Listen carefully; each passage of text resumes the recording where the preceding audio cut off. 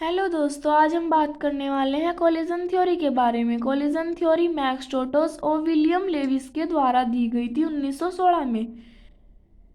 यह है hard sphere model और काइनेटिक थ्योरी ऑफ गैस के आधार पर दी गई।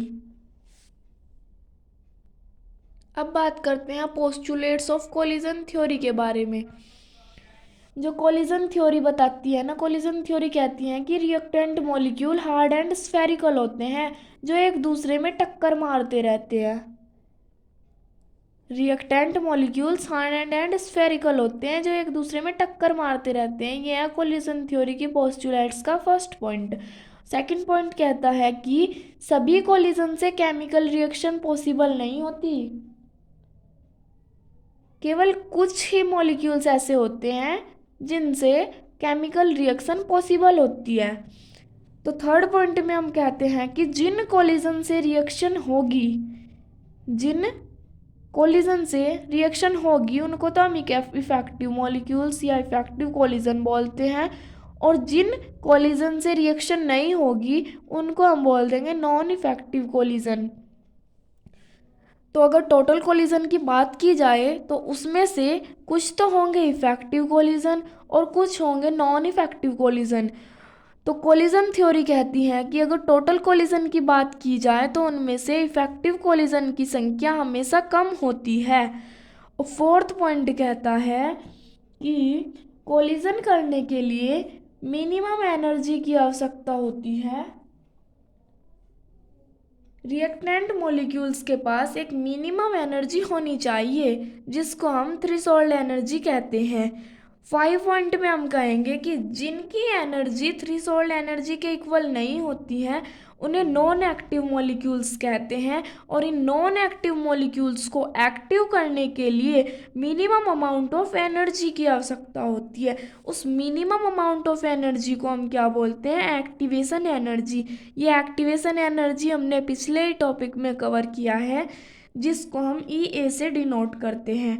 और अब बारी है ग्राफ की। ये ग्राफ हम पहले भी समझ चुके हैं पर हम एक बार और समझा देंगे। जैसे ही हम एनर्जी और रिएक्शन कोऑर्डिनेशन के बीच में ग्राफ क्लिक करते हैं तो उसमें रिएक्टेंट से पहले एक्टिवेटेड कॉम्प्लेक्स और फिर एक्टिवेटेड कॉम्प्लेक्स से प्रोडक्ट बनते हैं।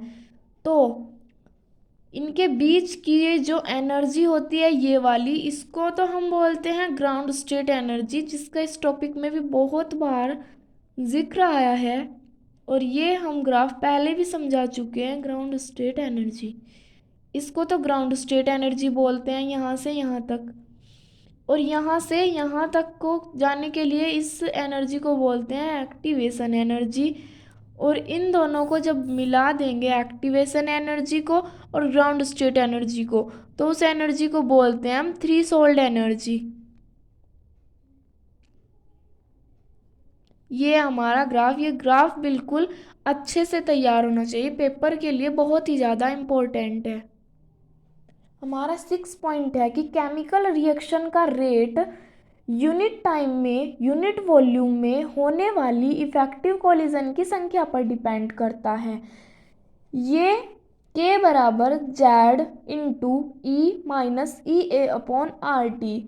इस फॉर्मूले से हम इसको कैलकुलेट कर सकते हैं, जहाँ पर Z है कोलिजन नंबर, K है रेट कांस्टेंट, EA है एक्टिवेशन एनर्जी, R है यूनिवर्सल गैस कांस्टेंट और T है अब्सोल्यूट टेम्परेचर। अब लिमिटेशंस देखें, अगर लिमिटेशंस बोलो या फेलियर बोलो कोलिजन थ्योरी के, 3 पॉइंट है। फर्स्ट पॉइंट है केवल सिंपल गैसियस रिएक्शन पर ही अप्लाई होती है ये रिएक्शन। ये जो कोलिजन थ्योरी है ये केवल गैसियस रिएक्शन पर ही अप्लाई होती है, जिस कारण ये इसकी फेलियर बन गई कि ये ओनली गैसियस रिएक्शन पर ही अप्लाई क्यों होती है। सेकंड पॉइंट है रिएक्शन के बॉन्ड टूटने व प्रोडक्ट में बॉन्ड बनाने की व्याख्या नहीं की गई। कोलिजन थ्योरी में ना रिएक्टेंट के बॉन्ड टूट रहे, प्रोडक्ट बन रहा, पर इसकी कोई व्याख्या नहीं की गई। और थर्ड पॉइंट है, हमने ये अभी इक्वेशन पढ़ी K is equal Z into E minus EA upon RT, but इसमें ये Z कोलिजन नंबर है और इसको डिटरमाइन करने का कोई भी प्रैक्टिकल मेथड नहीं है। ये भी इस कोलिजन थ्योरी की लिमिटेशंस या फिर बोले तो फेलियर है। Thank you very much. आज हमारा कोलिजन थ्योरी का टॉपिक कंप्लीट हुआ। आपको जो कुछ भी समझ ना आए तो प्लीज़ आप कमेंट करके पूछ सकते हैं, और प्लीज़ हमारे चैनल को सब्सक्राइब ज़रूर कीजिए, लाइक शेयर ज़रूर कीजिए। Thank you very much.